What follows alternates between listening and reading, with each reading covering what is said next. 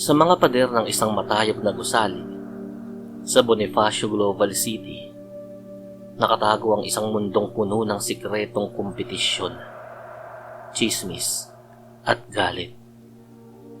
Sa kumpanyang Apex Solutions, kilala ang lahat ng empleyado sa kanilang husay, ngunit mas kilala ang isang taong nagngangalang Chester dahil sa isang katangiang mahirap itago: ang kanyang labis na pagkainggit. Si Chester ay ang tipong hindi makatulog kapag may ibang napupuri. Kapag may bumili ng bagong kotse, sasabihin niyang hulugan naman yun at baon sa utang ang nagmamay-ari. Kapag may napopromote, ipagkakalat niyang sumisip-sip kasi ito sa management. Ang kanyang inggit ay parang laso na unti-unting pumapatay sa magandang samahan ng kanilang kupunan. Sa kabilang dako ng opisina, malayo sa ingay ng gulo, nakaupo si Jevan. Si Jevan ay isang tahimik, simpleng empleyado na galing sa malayong bayan sa lalawigan ng Samar. Bihira siyang magsalita. Hindi nakikihalubilo sa mga inuman sa BGC pagkatapos ng trabaho, at lalong hindi nakikipagpaligsahan sa usapang pormahan. Ang tanging habol lang niya ay makapagtrabaho ng maayos at kumita ng pera para sa sarili at sa mga pangangailangan niya sa Maynila. Ngunit sa kabila ng kanyang pagiging tahimik, napakahusay ni Jevan. Mabilis siyang matapos sa mga inaatas sa kanyang proyekto. Walang mali ang kanyang mga ulat at palagi siyang pinupuri ng kanilang mga kliyente. At iyon mismo ang naging kasalanan ni Jevan sa mga mata ni Chester. Nagsimula ang lahat ng ipagkaloob kay Jevan ng pangunguna sa pinakamalaking account ng kumpanya para sa taong iyon. Kasama rin dito ang isang malaking performance bonus na sapat na upang makapagpakasyon ng matagal o makabili ng sariling ari-arian. Dito na tuluyang nilamon ng inggit si Chester. Hindi niya matanggap na ang isang probinsyanong tahimik na para sa kanya ay walang dating ay mas aangat pa sa kanya. Bakit siya? Ako ang mas matagal dito Ako ang mas magaling magsalita. Galit na bulong ni Chester sa sarili habang nakatitig kay Jevan na tahimik na nagtitimpla ng kape sa pantry. Simula noong araw na yon, ginawa ni Chester ang lahat upang sirain si Jevan. Nagsimula siya sa maliliit na tsismis na di umano ay nangongopya lang si Jevan ng mga gawa sa internet na mahirap itong makasama sa trabaho at bastos kapag wala ang mga boss. Ngunit nang hindi ito tumalab, gumawa si Chester ng isang mas matinding hakbang. Ginamit ni Chester ang kanyang access sa computer network ng kumpanya. Noong gabi kung kailan umuwi na ang lahat, pinalitan niya ang ilang mahahalagang datos sa ulat na isusumite ni Jevan sa pinakamataas na boss ng kumpanya. Nagtanim din siya ng mga peking email na nagpapakitang ibinibenta di umano ni Jevan ang mga confidential information ng kumpanya sa kanilang mga kalaban. Kinaumagahan, ginulat ang buong opisina ng isang matinding kahuluhan. Pinatawag si Jevan sa boardroom. Jevan, hindi namin pwedeng palampasin to. Malaking pinsala ito sa kumpanya. Malamig na sabi ng general manager habang nakatitig sa mga patunay na iniharap ni Chester ng maagang-maaga pa noong umagang iyon. Hindi nagpaliwanag ng mahaba si Jevan. Tinignan lamang niya ang mga papel. Pagkatapos ay itinaas ang kanyang paningin at tumitig sa glass partition ng boardroom. Sa labas, nakatayo si Chester. May palihim ng ngiti sa kanyang mga labi habang nakakrus ang mga kamay. Tumingin si Jevan ng diretso sa mga mata ni Chester. Sa isang saglit, napansin ni Chester na tila nag-iba ang kulay ng mga mata ni Jevan. Naging mas madilim, halos kawalan ng liwanag. Ngunit mabilis ding bumalik sa normal. Isinantabi ito ni Chester at inisip na imahinasyon lamang niya yon dahil sa kagalakan. Walang nagawa si Jevan. Dahil sa gawa-gawang ebidensya ni Chester, agad siyang tinanggal sa trabaho nang walang anumang separation pay.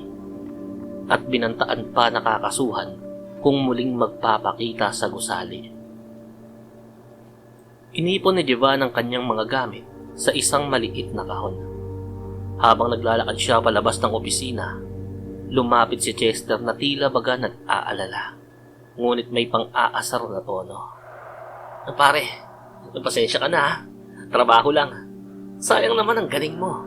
Baka mas bagay ka na lang talagang bumalik sa probinsya niyo sa Samar, no? Magtanim ka doon ng kamote. Pabulong na panunukso ni Chester habang tinatabig ang balikat ni Jevan. Huminto si Jevan sa paglalakad. Hindi siya humarap kay Chester, ngunit nagsalita siya sa isang mababa at paos na boses na nagpatayo ng balahibo ni Chester. Ang gutom, Chester, mahirap tiisin. At kapag ang tao ay nawalan ng pangkabuhayan, kailangan niyang humanap ng paraan para makakain. Tumawa ng malakas si Chester upang itago ang biglaang pagkabagabag. Ano ka ba? Mag-apply ka na lang ulit. Marami namang trabaho dyan eh. Hindi na sumagot si Jevan. Naglakad siya palabas ng gusali. Bitbit ang kanyang kahon at tuluyang nawala sa dagsa ng mga tao sa kalsada.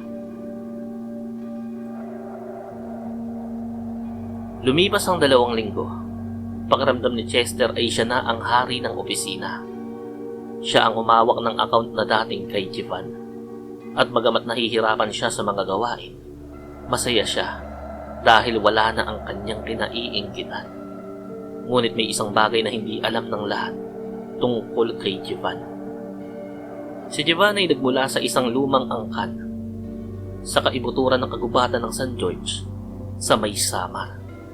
Isang angkan ng mga kagharang o mas kilala sa tawag na aswang. Sa kanilang probinsya, itinago nila ang kanilang tunay na pagkatao at nabubuhay sa pamamagitan ng pagpapanggap bilang mga karaniwang mamamayan. Ang perang kinikita ni Jevan sa trabaho, ang tanging ipinambibili nito ng kanyang pagkain sa lungsod.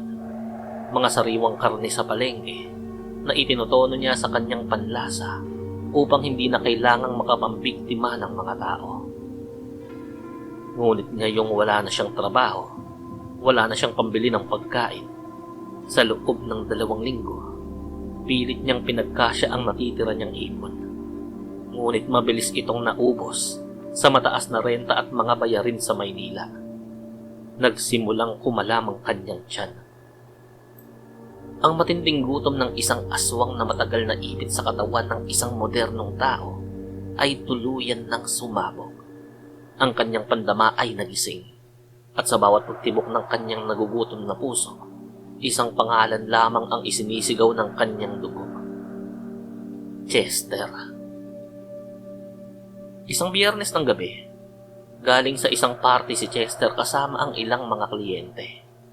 Dahil nakainom at gustong makatipid, minabuti niyang maglakad pabalik sa kanyang inuupahang apartment sa isang medyo tago at tahimik na bahagi ng Mandaluyong, malapit sa ilog.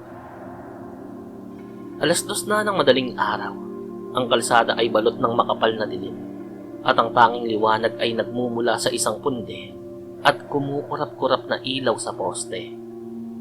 Habang naglalakad si Chester, narinig niya ang isang kakaibang tunog galing sa itaas ng mga bubong. Napatigil si Chester.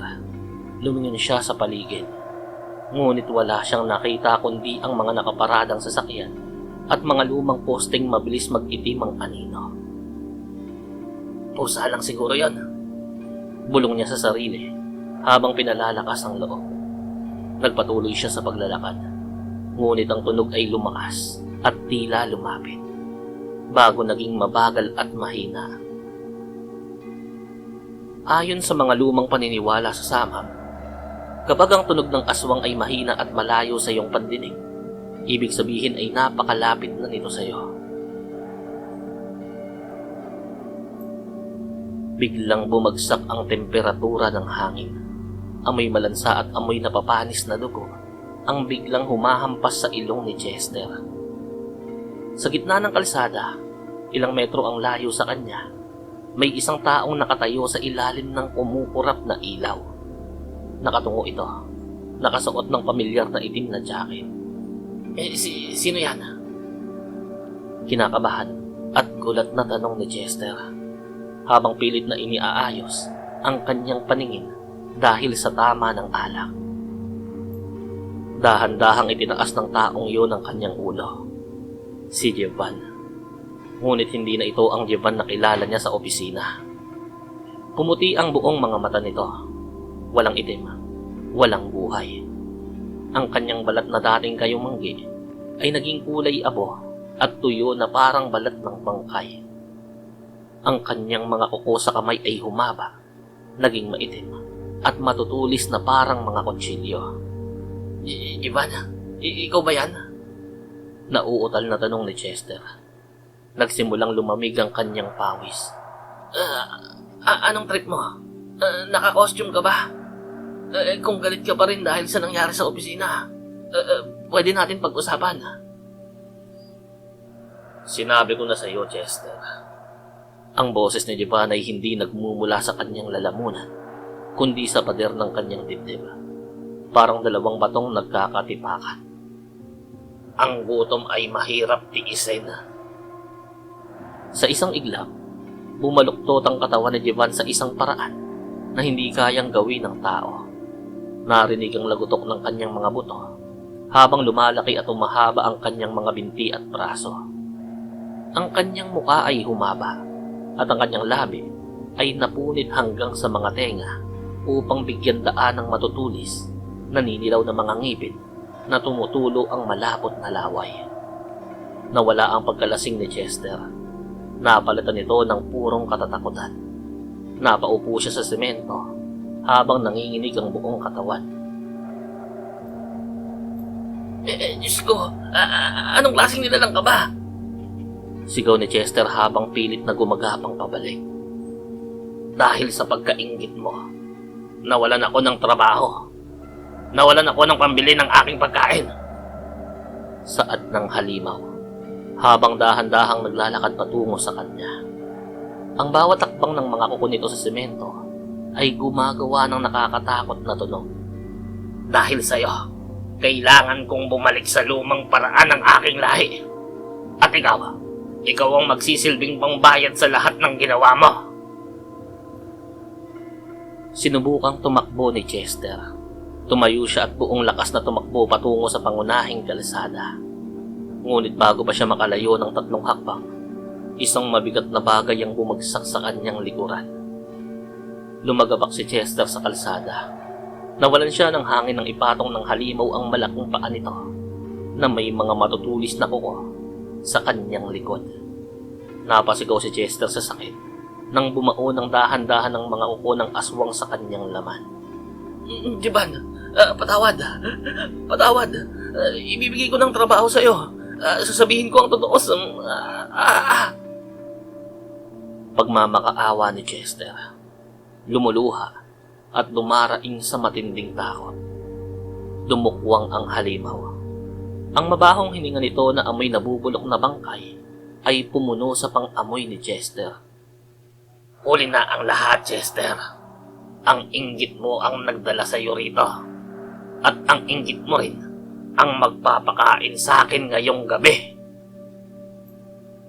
Isang mahaba, pino, at tila kulay itim na kandila, ang tibo ng aswang, ang lumabas mula sa bibig ni Jevan. Humiwa ito sa hangin at dahan-dahang tumapat sa tuktok ng ulo ni Chester. Napasigaw si Chester, isang napakalakas na sigaw na yumanig sa tahimik na gabi. Ngunit walang sino mang kapitbahay ang lumabas. Sa mga ganitong kalye sa Maynila, ang mga sigaw sa madaling araw ay karaniwang pinagmumulan lang ng takot at pinalalampas na lang ng mga tao. Ang sigaw ni Chester ay mabilis na napalitan ng isang mahina at malalim na laguklok. Kinaumagahan, nagtaka ang mga empleyado sa Apex Solutions kung bakit hindi pumasok si Chester. Hindi rin siya sumasagot sa mga tawag at mensahe. Lumipas ang mga araw, linggo, at buwan. ngunit hindi na muling nakita si Chester. Ang sabi ng iba, baka tumakas ito dahil sa mga anomalya sa kumpanya. Ang sabi naman ng pulisya, isa na naman itong kaso na nawawalang tao sa gitna ng malaking lungsod. Walang sino man ang nakatuklas sa katotohanan. Pagkalipas ng isang buwan, sa isang bagong gusali sa Ortigas, isang bagong empleyado ang kakapasok pa lamang. Tahimik siya, maayos ang suot, at walang gaanong kinakausap. Si Jevan, busog, presko, at handa na uling magsimula sa panibagong trabaho upang muling makabili ng kanyang pagkain sa malinis at tahimik na paraan hanggat walang panibagong taong magtatangkang sumira sa kanya.